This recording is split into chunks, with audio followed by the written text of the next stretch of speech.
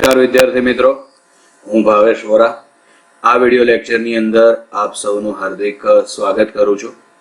આપણે ધોરણ 12 chapter number 10 એમાં આ વિડિયો લેક્ચરની અંદર આપણે ઉદાહરણના દાખલા ભણવાના છે. આગળના વિડિયો લેક્ચરની અંદર આપણે છેલ્લે સ્વાધ્યાયના દાખલા ભણી ગયા. બરાબર, તો ઉદાહરણમાં દાખલાઓમાં આપણે ઉદાહરણ નંબર 1 થી શરૂઆત કરીએ. બરાબર, ઉદાહરણ નંબર 1 છે ને એ ડોપલર અસરનો દાખલો છે.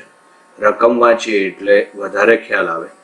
એમાં છે, આપણી સાપેક્ષે આકાશ ગંગાએ કેટલી ઝડપથી ગતિ કરવી જોઈએ કે જેથી 589.0 નેનોમીટરની સોડિયમ રેખા 589.6 નેનોમીટર આગળ દેખાય. બરાબર છે, એટલે આની મૂળ તરંગ લંબાઈ કેટલી છે? તો મૂળ તરંગ લંબાઈ છે લેમ્બડા બરાબર 589 નેનોમીટર. બરાબર, તરંગ લંબાઈમાં ફેરફાર કેટલો કરવાનો છે આપણે? તો તરંગ લંબાઈનો ફેરફાર શોધવા માટે 589.6 માઇનસ 589. બરાબર, એટલે ત્યાં જવાબ આવશે 0.6 નેનોમીટર. આટલી કિંમત આપણને આપેલી છે. બરાબર, તો હવે આ દાખલો ગણવા માટે આપણી પાસે આવું સમીકરણ છે, આવૃત્તિ ન્યુ ઇન્ટુ લેમ્બડા બરાબર સી. સી એટલે શું થશે? આ કિંમત અચળ. બરાબર છે, ચલો હવે આપણે આમાં છે ને ગતિ કરવી જોઈએ એવું કીધું છે ને, એટલે આપણે સિમ્પલ ભાષામાં આનું આપણે વિકલન કરી નાખીએ. બરાબર છે, વિકલન કરવા માટે અહીં આગળ આવશે d/dt, આવશે ન્યુ ઇન્ટુ લેમ્બડા બરાબર dc/dt. બરાબર, પરંતુ આપણે ઉપર લખ્યું એ પ્રમાણે સી તો અચળ છે. અચળનું વિકલન શું થઈ જશે? તો અચળનું વિકલન થશે 0. એટલે આ 0 તમે ઉપર મૂકી દો. બરાબર છે, ચલો હવે ત્યાર પછી આગળ આપણે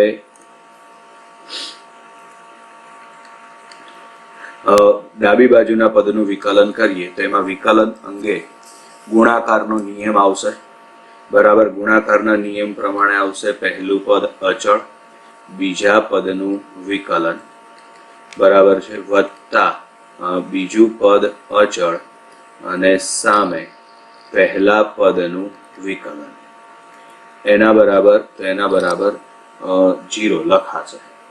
બરાબર, હવે આ જે પદ છે એને સામેની બાજુએ લઈ જાઓ તો એ પ્લસ છે તો માઇનસ થશે, એટલે આમાં આવશે ન્યુ પછી d લેમ્બડા અપોન dt બરાબર minus lambda d new upon dt.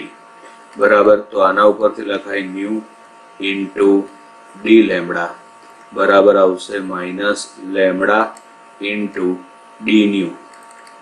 તો માટે હવે અહીં આગળ આ જે ન્યુ એટલે આવૃત્તિ છે એને છેદમાં લઈ જાઓ તો આમાં આવશે ડી ન્યુ અપોન ન્યુ બરાબર માઇનસ લેમ્બડાને સામેની બાજુએ છેદમાં લઈ જાઓ એટલે ડી લેમ્બડા અપોન આવશે લેમ્બડા.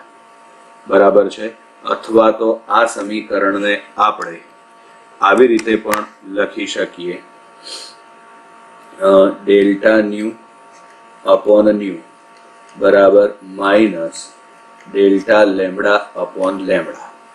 બરાબર, હવે આ જ સૂત્રનો આપણે ઉપયોગ કરીએ તો ડોપલર અસરની અંદર આપણે આના બરાબર શું લખેલું છે યાદ કરો તો એના બરાબર આપણે લખેલું છે માઇનસ વી ત્રિજ્યાવર્તી છેદમાં સી, એટલે આ minus delta lambda upon lambda બરાબર આમાં આવશે માઇનસ વી ત્રિજ્યાવર્તી, ખાલી ત્રિજ્યા લખીએ છીએ, અને છેદમાં આવશે સી. સામ સામે માઇનસ ઉડી જાય.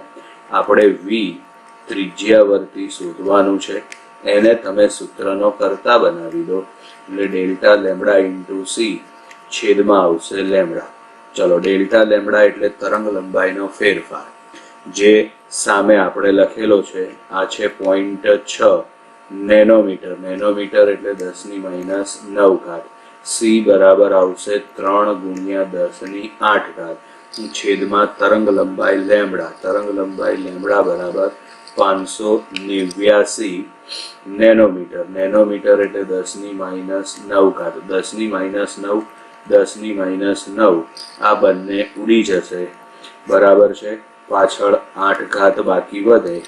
0.6 પછી 3 છેદમાં 589 એ ભાગાકાર કરી નાખો. જે જવાબ આવે એ લખી નાખવાનો. પોઈન્ટ કાપવાના થશે. પછી પોઈન્ટ કાપીને જે જવાબ આવે એ તમારે મેળવી લેવાનો. પરીક્ષામાં તો કેલ્ક્યુલેટર લઈ જવાની છૂટ હોય છે, એટલે આવી ગણતરીઓ કેલ્ક્યુલેટરમાં તમારે કરી નાખવાની. પણ એક બીજી વસ્તુ ધ્યાનમાં રાખવાની કે તમારે આવી કોઈ પણ મોટી ગણતરી હોય ત્યારે સૌથી પહેલા છે ને તમારે 10ની ઘાતનું સાદુરૂપ આપી દેવાનું. એટલે 10ની ઘાત આપણને નડતી બંધ થઈ જાય. એના પછી જે કિંમત વધે એનું સાદુરૂપ તમારે પછી આપવાનું. બરાબર વિદ્યાર્થી મિત્રો? તો અહીં આગળ આપણે ઉદાહરણ 10.1 પૂરું કરીએ છીએ. પરીક્ષામાં પૂછી શકાય એવું ઉદાહરણ છે, એટલે આ તમે ધ્યાનથી તૈયાર કરજો. વિદ્યાર્થી મિત્રો, ઉદાહરણ 10.2 ની રકમ તમારી સામે છે. જ્યારે એક રંગી પ્રકાશ બે માધ્યમને છૂટી પાડતી સપાટી ઉપર આપાત થાય છે ત્યારે પરાવર્તિત અને વક્રીભૂત બંને પ્રકાશની આવૃત્તિ આપાત આવૃત્તિ જેટલી સમાન આવૃત્તિ હોય છે. સમજાવો શા માટે? બરાબર. તો એક વસ્તુ ધ્યાનમાં રાખવાની કે આવૃત્તિ છે ને એ માધ્યમનો ગુણધર્મ નથી. બરાબર છે. આવૃત્તિ છે ને એ ઉદ્ગમનો ગુણધર્મ છે. બરાબર છે. પ્રકાશની આવૃત્તિ છે ને બરાબર એ ઉદ્ગમનો ગુણધર્મ છે. બરાબર છે. એટલે કે પ્રકાશની આવૃત્તિ છે ને અથવા તો તરંગની પ્રકાશની આવૃત્તિ છે ને બરાબર એ ઉદ્ગમનો ગુણધર્મ છે.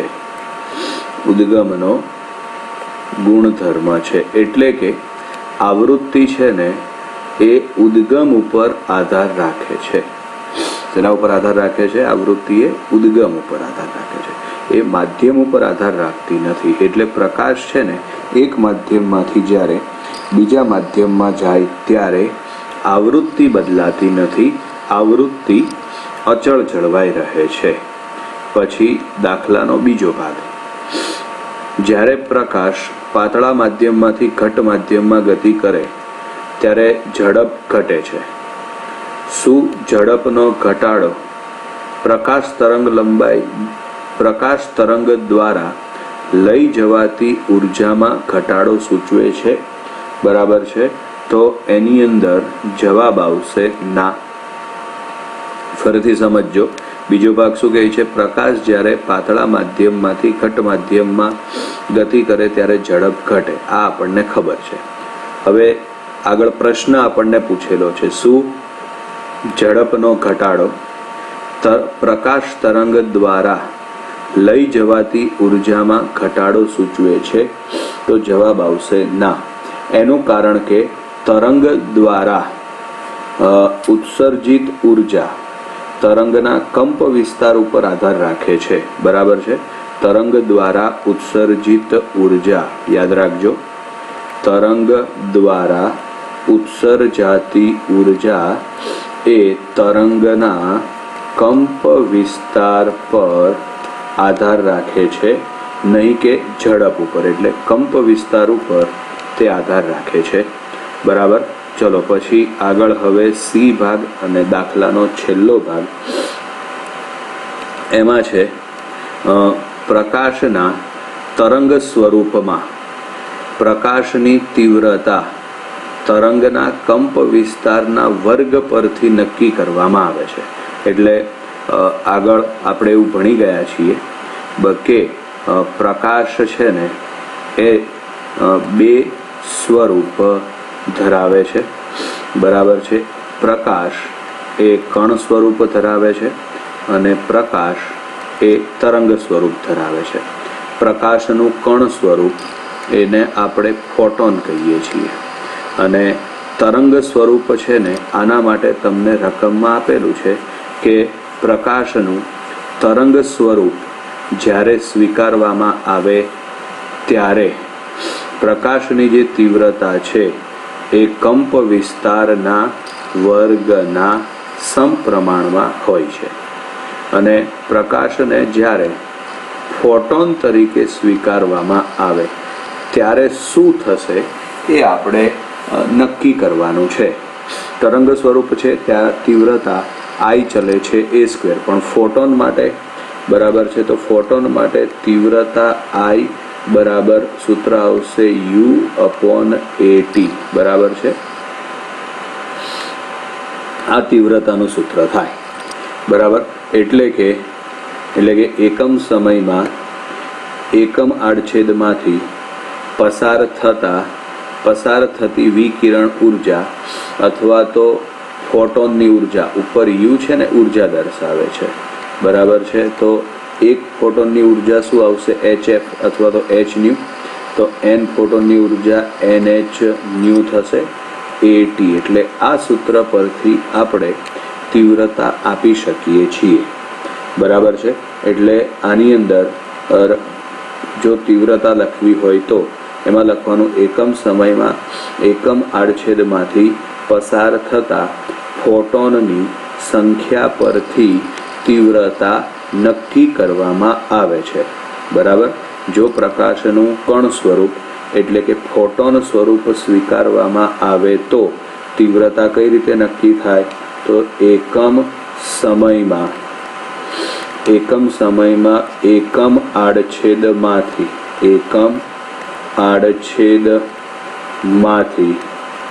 પસાર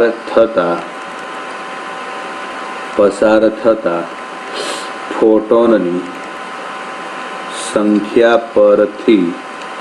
સંખ્યા પરથી નક્કી કરવામાં આવે છે બરાબર.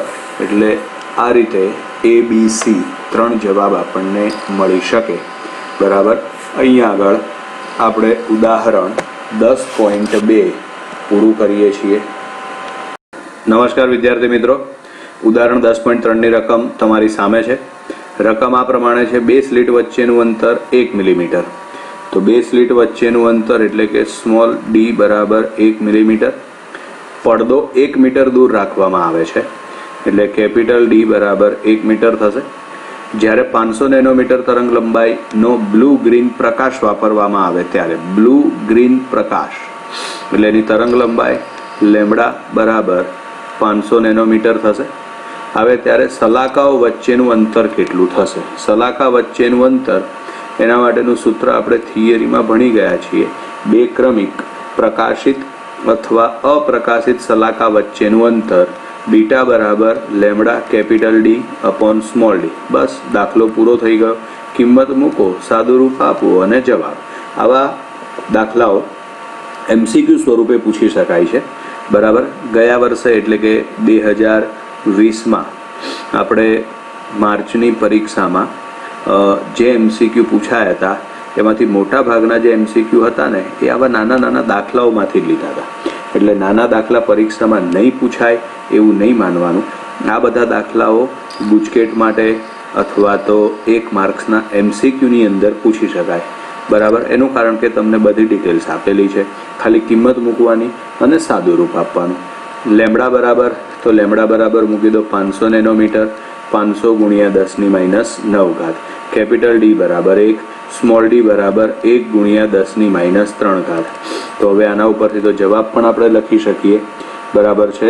બીટા બરાબર ઘાત ઓછી કરી નાખો એટલે 4 ઘાત ઓછી થઈ જશે બરાબર. એટલે જવાબ આવશે 5 ગુણ્યા 10⁻⁴ મીટર બરાબર. આ ઉદાહરણ નંબર 3નો જવાબ આવી ગયો. અહીં ઉદાહરણ નંબર 3 આપણે પૂરું કરીએ છીએ. નમસ્કાર વિદ્યાર્થી મિત્રો, ઉદાહરણ 10.4ની રકમ તમારી સામે છે બરાબર છે. એમાં છે નીચે દર્શાવેલ દરેક ક્રિયાના કારણે યંગના બે સ્લિટના પ્રયોગમાં વ્યતિકરણ શલાકાઓ ઉપર શું અસર થશે, બરાબર, એ આપણે સમજવાની છે. તો પહેલું છે સ્લિટ ધરાવતા સમતલથી પડદાને દૂર ખસેડવામાં આવે, બરાબર. એટલે આમાં છે ને સૌથી પહેલાં તો બીટા એટલે બે ક્રમિક શલાકા વચ્ચેનું અંતર. તો બીટા બરાબર લેમડા કેપિટલ ડી અપોન આવશે સ્મોલ ડી. બીટા બરાબર લેમડા કેપિટલ ડી અપોન આવશે સ્મોલ ડી, બરાબર. ચલો, એટલે આ સૂત્ર છે. હવે એમાં છે પહેલો ભાગ સમજો. સ્લિટ ધરાવતા સમતલથી પડદાને દૂર ખસેડવામાં આવે તો સ્લિટ અને પડદા વચ્ચેનું અંતર એટલે કેપિટલ ડી થશે. તો બીટા ચલે છે કેપિટલ ડી થાય, બરાબર. આનો મતલબ એમ થાય કે જો ડી વધે ને તો બીટા વધે, એટલે કે બે ક્રમિક પ્રકાશિત શલાકા વચ્ચેનું અંતર વધે. પછી આગળ બીજો ભાગ છે, એમાં આપેલ પ્રકાશ ઉદ્ગમને બદલીને બીજો નાની તરંગ લંબાઈ ધરાવતો પ્રકાશ ઉદ્ગમ લેવામાં આવે. તો અહીં આગળ આવશે બીટા ચલે છે લેમડા, એટલે લેમડાના મૂલ્યમાં શું થાય છે, ઘટાડો થાય છે. પરિણામે બીટાનું મૂલ્ય પણ ઘટે, બરાબર છે. એટલે બીટા ઘટે. ચલો, પછી આગળ સી ભાગ છે, એમાં બે સ્લિટ વચ્ચેનું અંતર વધારવામાં આવે, બરાબર છે. તો બે સ્લિટ વચ્ચેનું અંતર એટલે સ્મોલ ડી વધે, બરાબર. તો અહીં બીટા ચલે છે 1 સ્મોલ ડી. હવે અહીંયા આગળ સ્મોલ ડીની કિંમત વધે છે, બે સ્લિટ વચ્ચેનું અંતર વધારવામાં આવે છે. તો બીટા અને ડી બંને એકબીજાના વ્યસ્ત પ્રમાણમાં છે, માટે ડી વધે તો સામે બીટાના મૂલ્યમાં શું થશે, તો બીટાના મૂલ્યમાં ઘટાડો થશે. ચલો, હવે ત્યાર પછી આગળ આવશે ડી. તો ડી છે, એમાં બે સ્લિટ ધરાવતા સમતલની નજીક ઉદ્ગમ સ્લિટને ખસેડવામાં આવે.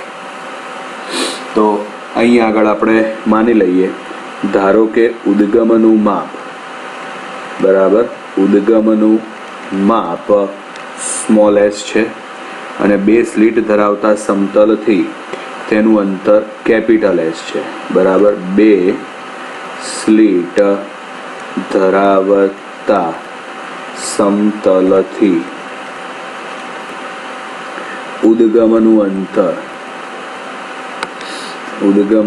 અંતર કેપિટલ એસ છે, બરાબર. અને એક બીજી વસ્તુ ધ્યાનમાં રાખવાની, આપણે વ્યતિકરણ ભાત જોઈ શકીએ તે માટેની શરત સ્મોલ એસ અપોન આવશે capital s less than lambda into d. Small s less than capital s, small s upon capital s less than lambda upon small d. આ શરત સંતોષાવી જોઈએ, આ શરતનું પાલન થવું જોઈએ. જો આ શરતનું પાલન ન થાય તો આપણને વ્યતિકરણ ભાત દેખાતી નથી, બરાબર છે. હવે આપણે રકમ વાંચીએ કે નજીક ખસેડવામાં આવે એટલે કેપિટલ એસના મૂલ્યમાં શું થશે, ઘટાડો, બરાબર છે. તેમ એટલે કે કેપિટલ એસ ઘટશે તેમ વ્યતિકરણ ભાત છે ને એની સ્પષ્ટતા વધતી જશે, એની તીક્ષ્ણતા છે ને એ વધતી જશે. વ્યતિકરણ ભાત છે ને એની જે વ્યતિકરણ ભાત છે ને વધુ ને વધુ સ્પષ્ટ અને તીક્ષ્ણ બનતી જાય છે, બરાબર છે. અને જ્યારે ઉદ્ગમને સ્લિટની ખૂબ જ નજીક લાવવામાં આવે ત્યારે, બરાબર છે, એસનું મૂલ્ય ઘટાડતા જઈએ છે. શરૂઆતમાં આ ઘટના બનશે. હવે એસનું મૂલ્ય, કેપિટલ એસનું મૂલ્ય ઘટીને ઉદ્ગમની નજીક આવી જાય, ખૂબ જ બે સ્લિટની નજીક આવી જાય, બરાબર છે. ત્યારે આ શરતનું પાલન થશે નહીં અને તેથી શલાકાઓ છે ને એ દેખાતી બંધ થઈ જાય છે, બરાબર છે. એટલે સમજો ધ્યાનથી, શરૂઆતમાં સ્મોલ એસ ઘટે એટલે વ્યતિકરણ શલાકાઓ છે ને એ વધુ સ્પષ્ટ અને તીક્ષ્ણ બનશે.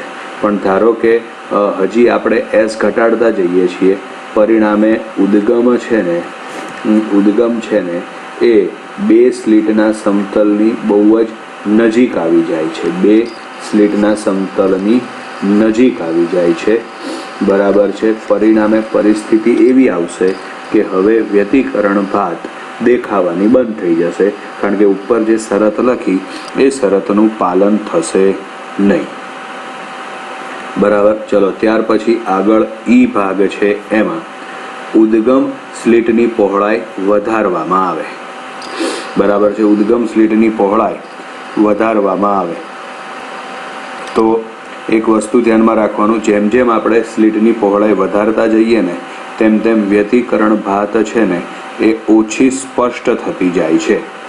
ઈ ભાગ છે એની અંદર યાદ રાખવાનું, જેમ જેમ ઉદ્ગમ સ્લિટની પહોળાઈ વધતી જાય, જેમ જેમ ઉદ્ગમ સ્લિટની પહોળાઈ વધે, ઉદ્ગમ સ્લિટની પહોળાઈ વધે તેમ તેમ વ્યતિકરણ ભાત છે ને, બરાબર, એ અસ્પષ્ટ બનતી જાય છે, બરાબર છે. અસ્પષ્ટ અથવા તો ઓછી સ્પષ્ટ થતી જાય છે, બરાબર. વ્યતિકરણ ભાત ઓછી સ્પષ્ટ થતી જાય છે.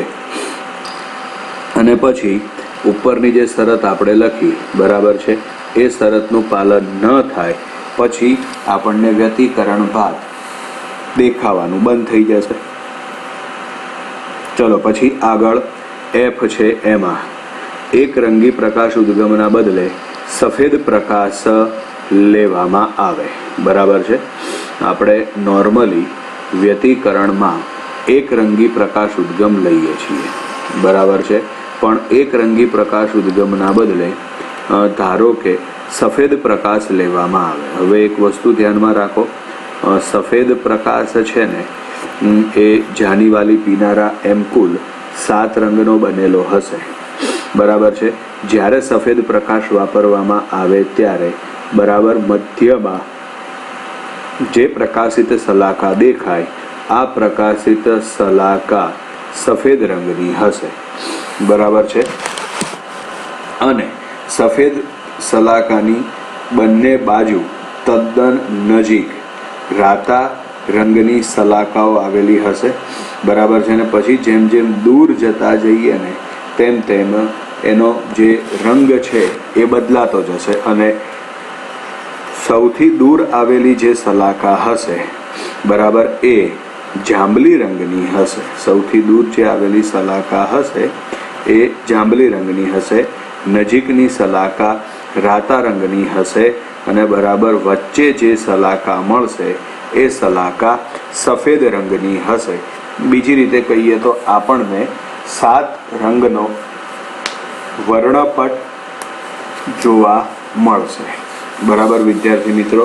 તો અહીં આગળ આપણે આ ઉદાહરણનો ચોથો દાખલો પૂરો કરીએ છીએ. ચાલો વિદ્યાર્થી મિત્રો, ઉદાહરણ 10.5 ની રકમ આ પ્રમાણે છે. ઉદાહરણ 10.3માં ઉદાહરણ 10.3માં જે કોઈ ડેટા આપેલો છે એ મેં નીચે પહેલેથી લખી જ નાખેલો છે, જેમાં કેપિટલ ડી બરાબર 1 મીટર, સ્મોલ ડી બરાબર 1 મિલીમીટર, એટલે કે 1 × 10⁻³ મીટર, પ્રકાશની તરંગ લંબાઈ લેમ્બડા બરાબર 500 નેનોમીટર, એટલે કે 500 × 10⁻⁹ મીટર. હવે રકમ વાંચીએ. ઉદાહરણ 10.3માં દરેક સ્લિટની પહોળાઈ કેટલી હોવી જોઈએ કે જેથી એક સ્લિટની ભાતમાંની મધ્યસ્થ અધિકતમમાં 2 સ્લિટ ભાતના 10 મહત્તમ આવે, બરાબર છે. એટલે ધારો કે એક સ્લિટની મદદથી આપણે પ્રયોગ કર્યો, બરાબર, એમાં આટલા વિસ્તારમાં મધ્યસ્થ અધિકતમ આવે છે, બરાબર છે. ચલો, એટલે એક સ્લિટનો આપણે ઉદાહરણ તરીકે લીધું છે, બરાબર. આટલા વિસ્તારમાં ખાલી મધ્યસ્થ અધિકતમ આવે છે. કેટલા પ્રયોગ કર્યો આપણે? એક સ્લિટની મદદથી, બરાબર. તો હવે સામે 2 સ્લિટની મદદથી જો આપણે પ્રયોગ કરીએ ને, બરાબર, તો આવી રીતે આમ ટોટલ અંદર કેટલી પ્રકાશિત સલાખાઓ રચાવી જોઈએ? તો ટોટલ અંદર છે ને 10 પ્રકાશિત સલાખા રચાવી જોઈએ. બરાબર છે.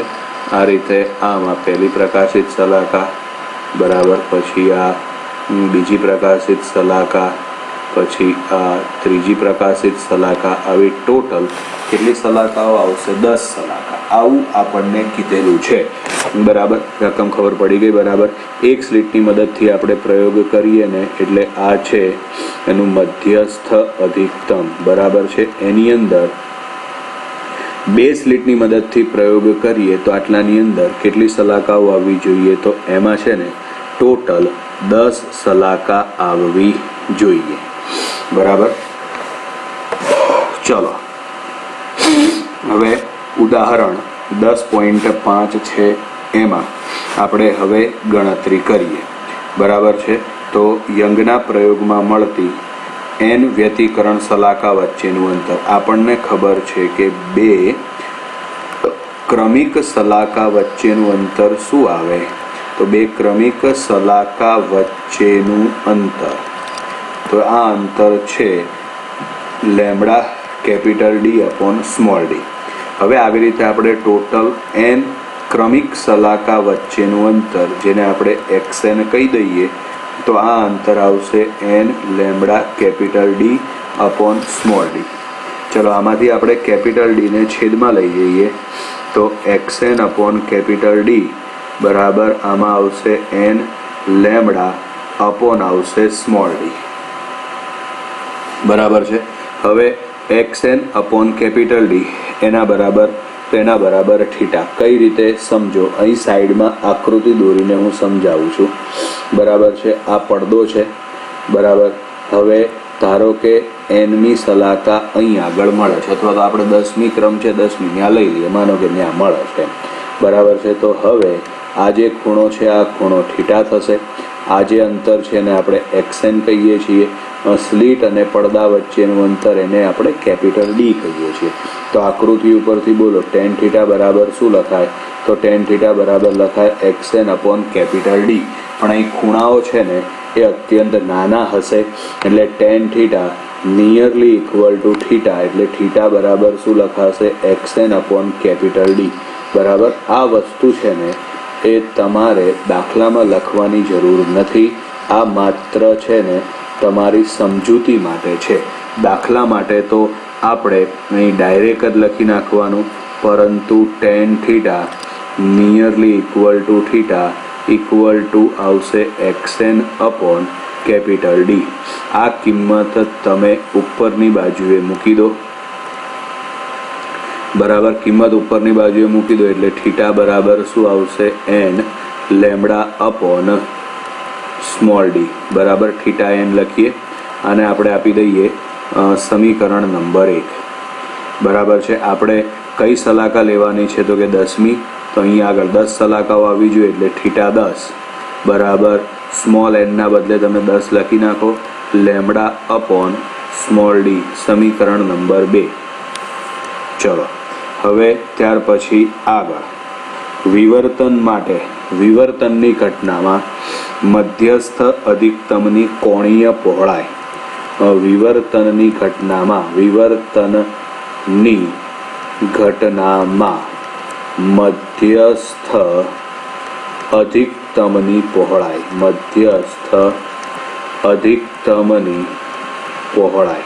બરાબર છે. તો મધ્યસ્થ અધિકતમની પહોળાઈ આવશે 2θ1 બરાબર આવશે 2 લેમ્બડા અપોન a. એટલે સ્લીટની પહોળાઈ. બરાબર છે. હવે આને આપણે આપી દઈએ સમીકરણ નંબર 3. હવે આ જે સમીકરણ નંબર 3 આપેલું છે, આટલી જે પહોળાઈ છે આ પહોળાઈની અંદર ઓછામાં ઓછા 10 અધિકતમ સમાવવા જોઈએ. એના કરતાં વધારે હશે તો ચાલશે, પણ એનાથી ઓછા આવવા જોઈએ નહીં. બરાબર. તો એનો મતલબ એમ થાય કે 2 લેમ્બડા અપોન કેપિટલ A છે ને, બરાબર છે, એની જે કિંમત છે એ greater than or equal to greater than or equal to 10 lambda upon D જેટલી હોવી જોઈએ, એના જેટલી અથવા એના કરતાં વધારે. તો સામે આ લેમડા ઉડી જશે, આ 2 અને 10 છે એટલે 5 બાકી વધે. તો અહીંયા આગળ આવશે 1 upon a greater than or equal to 5 upon d. ચલો વ્યસ્ત કરી નાખો. બરાબર, વ્યસ્ત કરો એટલે એ ગમે ત્યારે તમે વ્યસ્ત કરો એટલે વચ્ચેની નિશાની છે ને એ બદલાઈ જશે. એટલે કે એ less than or equal to small d upon 5. તો માટે એ less than or equal to small ડીની કિંમત આપણે ઉપર લખી છે. કેટલી છે સ્મોલ ડીની કિંમત? 1 મિલીમીટર એટલે 1 ગુણ્યા 10⁻³ એટલે અહીંયા આગળ 1 ગુણ્યા 10⁻³ છેદમાં આવશે 5. તો માટે એ less than or equal to 1/5. 1/5 એટલે કે 0.2 ગુણ્યા 10⁻³ મીટર. બરાબર, એટલે એની કિંમત છે ને એ 0.2 મિલીમીટર જેટલી અથવા એના કરતાં ઓછી હોવી જોઈએ. તો આપણે 10 સલાકા મેળવી શકીએ. બરાબર વિદ્યાર્થી મિત્રો, તો અહીંયા આગળ આપણે ઉદાહરણ નંબર 5 પૂરું કરીએ છીએ. વિદ્યાર્થી મિત્રો, ઉદાહરણ 10.7ની રકમ તમારી સામે છે. એમાં છે જ્યારે અડચણની પહોળાઈ 3 મિલીમીટર હોય. બરાબર, અડચણની પહોળાઈ એટલે એને આપણે એ કહી દઈએ તો એ બરાબર 3 મિલીમીટર. બરાબર, એટલે 3 ગુણ્યા 10⁻³ મીટર હોય અને તરંગ લંબાઈ 500 નેનોમીટર હોય. તરંગ લંબાઈ લેમડા બરાબર 500 નેનોમીટર હોય. તો કયા અંતર માટે કિરણ પ્રકાશ શાસ્ત્ર 1 સારી સન્નિકટતા હશે? બરાબર, એટલે આપણે આની અંદર છે ને ફ્રેનલ અંતર શોધી કાઢવાનું. ફ્રેનલ અંતર એટલે કે ZF બરાબર આવશે a² અપોન લેમડા. વર્ગ કરો એટલે 9 ગુણ્યા 10⁻⁶. આમાં આવશે 500 નેનોમીટર. નેનોમીટર એટલે 10⁻⁹. તો માટે ZF એટલે કે અંતર શોધી કાઢો. સાદું રૂપ આપી દો 10ની મદદથી. બરાબર, એટલે અડધી એટલે 18 જવાબ આવશે. બરાબર છે, એટલે બીજી વસ્તુ આ ફ્રેનલ અંતર આપણને ZF બરાબર 18 મીટર મળ્યું. એટલે આનો મતલબ એમ થાય કે જ્યારે તરંગ છે ને ઘણા મીટર લાંબા હોય ત્યારે નાના અડચણ માટે વિવર્તનને કારણે થતો ફેલાવો અવગણી શકાય છે. શું કીધું ફરીથી યાદ રાખજો. જ્યારે તરંગ જ્યારે ઘણા મીટર લાંબા હોય ત્યારે નાના અડચણ માટે તરંગ છે અને તરંગ જ્યારે ઘણા મીટર લાંબા હોય ત્યારે